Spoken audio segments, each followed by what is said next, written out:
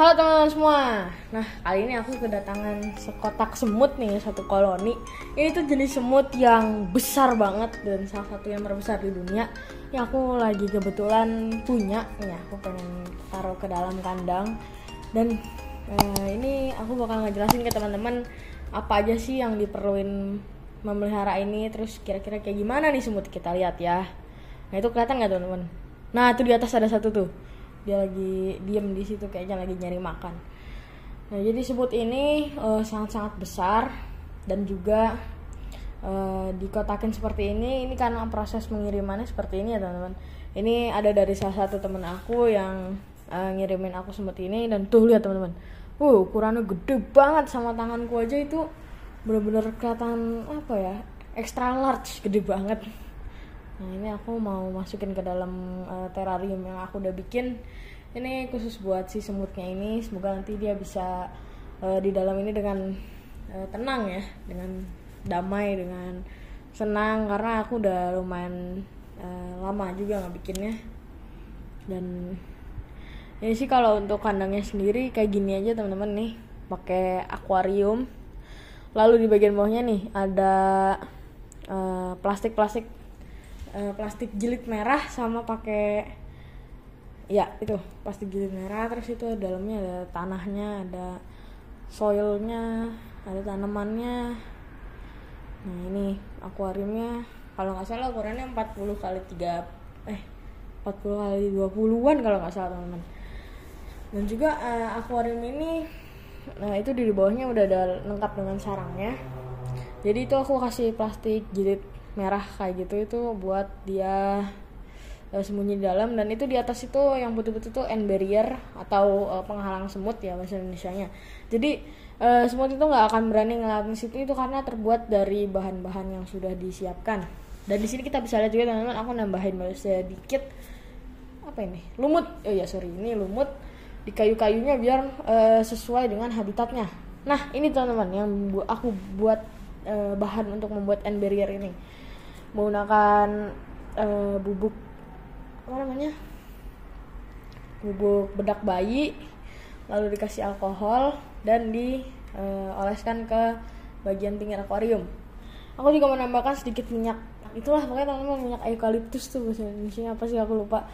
Nah, itu aku juga nambahin itu buat dicampur, diaduk jadi satu, diratain di pinggir-pinggir situ biar si semutnya nggak mau naik teman-teman.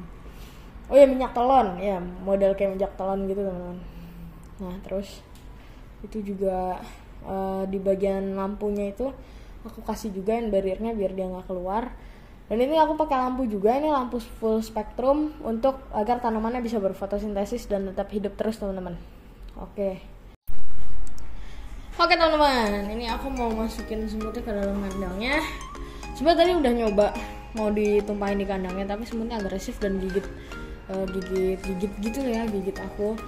Jadi sekarang aku pakai ember baskom begini, ya ember sih.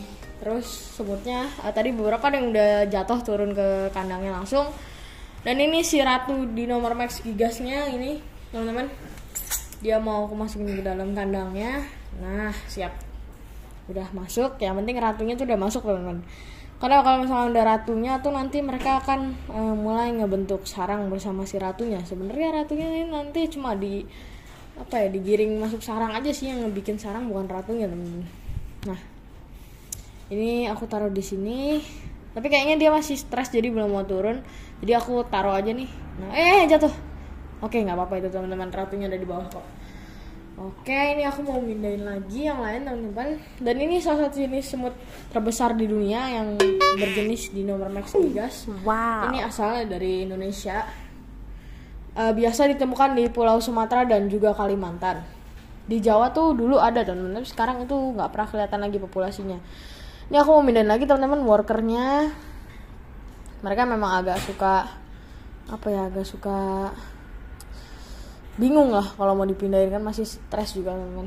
Dan ini masih ada beberapa lagi. Kalau nggak salah itu ada sekitar 14 atau 15 ekor teman-teman. Kita cari dulu ya. Nah, itu ada lagi teman-teman. Wah, masih ada 3 tuh di bawah tuh. Oke, ini aku mau nyoba pindahin lagi teman-teman. Dan itu Kayaknya tadi ada yang mau manjat ke atas tapi nggak jadi. Oke nih. Ini kayaknya belum kelihatan super major nih teman-teman. Oke.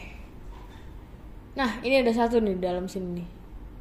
Aku mau langsung taruh aja tapi aku pengen lihat dulu semutnya. Nah itu teman-teman. Oh nggak mau deh di handle teman-teman. Karena semut ini punya penciuman yang tajam dari antenanya itu, jadi dia tahu kalau misalkan tangan manusia itu bukan dahan gitu, jadi dia tahu teman-teman. Dia tahu spot yang nggak harus dia tempatin. Mereka juga ini memiliki major tuh kayak semut menjaganya yang kepalanya gede kayak segede ratu itu. Yang itu kalau gigit sakit banget teman-teman. Dan ini semut pekerja biasa ya, ini bukan majornya. Kayaknya di koloni ini majornya belum ada teman-teman. Dan ini ratunya udah fertil teman-teman, rawatan dari temanku sebelumnya. Cuma ini larva atau broodnya itu udah dimakanin sama mereka di jalan itu karena stres, atau misalkan bisa juga mati gitu di jalan. Tapi itu nggak apa-apa teman-teman, biasa. Nanti mereka akan memproduksi lagi si larva-larvanya itu. Dan ini sayang sekali ada satu yang mati. Ini mungkin mau aku awetin aja teman-teman. Oke, aku simpan dulu. Nah itu ada lagi teman-teman, ada 2, 3. Oh masih banyak teman-teman yang tersisa di sini. Aku mau pindahin lagi semuanya. Nah ini masih banyak banget. Ini kayaknya aku kemarin nggak kepikiran dituang aja gitu biar lebih gampang. Nah ini tuh banyak banget teman-teman. Tuh ini workernya juga beragam ukurannya, tuh ada yang gede, ada yang kecil. Nah ini teman-teman, kita pindahin lagi ya. Oke teman-teman, ini udah semua pindah ya teman-teman. Ini udah kosong. Tadi aku nemu juga beberapa telur kepompong si semutnya yang udah aku pindahin ke dalam. Tadi ada sih, semoga ke video ya teman-teman, karena itu kelihatannya kayak tanah jadi kameranya susah fokus. Dan ini karena masih ada beberapa telur lagi, aku tuangin aja ke dalam biar tetap bersama si indukannya. Nah ini aku lagi ngecek.